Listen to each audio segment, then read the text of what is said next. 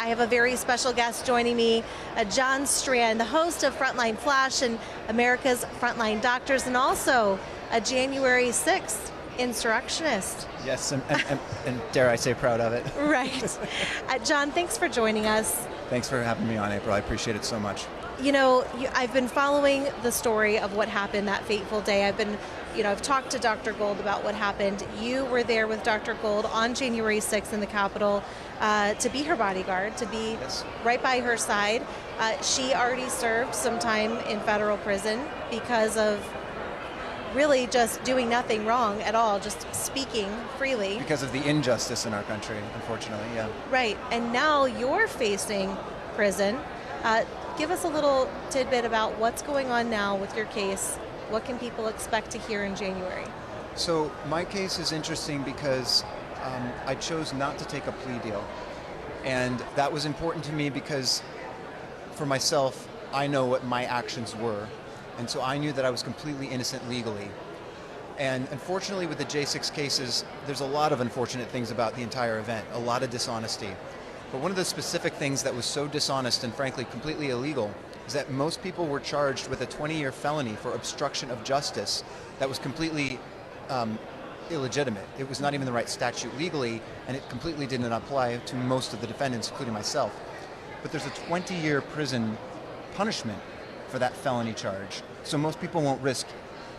Well, and I know so many people said to you, what are you thinking? What are you thinking? Yeah. You can't go to jail for 20 years. Yeah, they told me that it was irrational. And that wasn't false. It is somewhat irrational. But for me, the importance of holding firm to truth was more important than the immediate pain of a prison sentence. So on that personal level, I knew I had to take this path.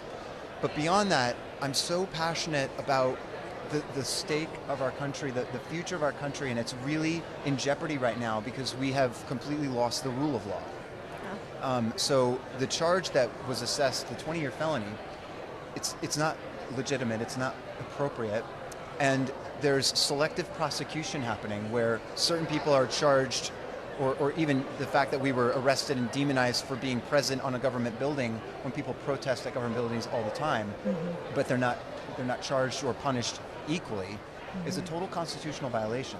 So there's serious questions at play in all of these cases, and certainly in mine. And I didn't want to be intimidated by a DOJ forcing me to face a 20-year felony that's inappropriate and illegal, and then take a false admission of guilt with a plea deal to get out of that. Sure. It's understandable, but I wasn't willing to do it because it's not the right thing. And if we continue to allow ourselves to be intimidated and bullied by a runaway DOJ with fraudulent charges, we're never going to get the ship turned around, and people are going to continue to have their lives destroyed. And January 6th has destroyed the lives of many innocent Americans. And I won't stand silently by while that happens. You know, you're exactly right, and I think that it's really important to note, especially as we come into Christmas. We're looking at the second Christmas that January 6th defendants and their families have been separated. Many of them haven't been able to even have any time with their family, can't talk to them on the phone. I mean, it's heartbreaking. Solitary confinement, cruel and unusual punishment. And we cannot forget, we cannot stay silent on these issues of the J6ers, and especially the ones that are still in prison today. And again, I'd like for you to just tell us a little bit about that day on January 6th. It seems to me so egregious, when you were with Dr. Gold and she was there to give a speech and then was told you're going to give your speech inside the Capitol now, and for that very thing that she was led to then caused her to have to serve time in jail, and you were there to protect her. Nothing makes sense anymore, right? Yeah, it really doesn't make sense. And again, when you lose the rule of law, you quickly go to chaos. So there's a lot of chaos happening in the country. J6 is a very complicated event. There is, like I said, a lot of dishonesty. Yeah. I think on the part of the government, there's a lot of dishonesty. There's still, I think, 14,000 hours of video footage that they've never allowed people to see. That's not legal. If you're charging people with a crime, you're supposed to divulge all the evidence. Right. That's not complicated, but they're making it complicated, and I think you make things complicated when you can't stand on the truth. Right. So if you're innocent and the truth will prove that, it's pretty simple and straightforward. But it's become very complicated and very corrupt. It's just very corrupt. Right. And so in the midst of the J6 corruption, you know, the leftist media will frame it the way that they want to weaponize it, and they'll point to isolated instances and videos of violence or people doing illegal actions. There's no doubt that certain select people committed crimes on J6. Absolutely. No one's this really is not what we're arguing that. talking about. Yeah. We're arguing about you did nothing wrong. You walked I am into innocent, and I know the that. people's house, Yeah. and you were there with your boss to protect her. Technically speaking, I didn't even walk in. I fell in as I was tripped and saved Dr. Gold from being crushed to the floor because the large crowd that was at that point animated because the police were attacking them with flashbangs. People were panicked, and the doors opened from the inside, and we were just vortexed, flushed inside.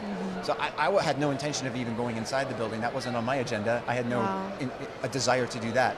But I was there to protect a speaker, and that's what I did, start to finish, honorably, appropriately. I have followed police directives towards the end when they safely were able to give us an exit, and then we exited. So from my perspective, and I can only answer for myself legally, of course, I know I did nothing wrong, I committed no crimes, and because of that, just for my own sake, I was not willing to take a plea deal, which is a false admission of guilt if I didn't commit a crime, and I did not. Right, and that's what we're seeing continuously happening to J6ers, is that they're being guilted into or forced into admitting to a guilt that was not theirs. And whether it's J6 or any other event, for the Department of Justice to coerce people into false admissions of guilt, first of all, is completely illegal, but it's utterly immoral. It's abhorrent. It's disgusting. And we can't allow that to happen. We can't sit silently by while people are forced into false admissions, while people are forced into illegitimate punishment that the DOJ is inflicting in order to achieve its political agenda. That's obviously what's happening. We all more or less know that, but I think we really have to come together to say this is what's happening. It is not acceptable. It's certainly not legal or constitutional, and we will not accept it any longer. John, where can everybody follow you and stay up to date with what's going on with your case? Thank you so much. So please visit johnstrand.com. That's my story with the J6 event, but it's also just a rallying point. I pray and hope that people will understand what J6 represents in terms of the corruption and politicization and weaponization of the DOJ and of government institutions. So johnstrand.com allows you to support that story, and I really want to just call the country together around J6ers and just around the importance of maintaining the rule of law. Our Constitution matters. Of course. And we have to fight for it. Thank you so much, John, for being here today.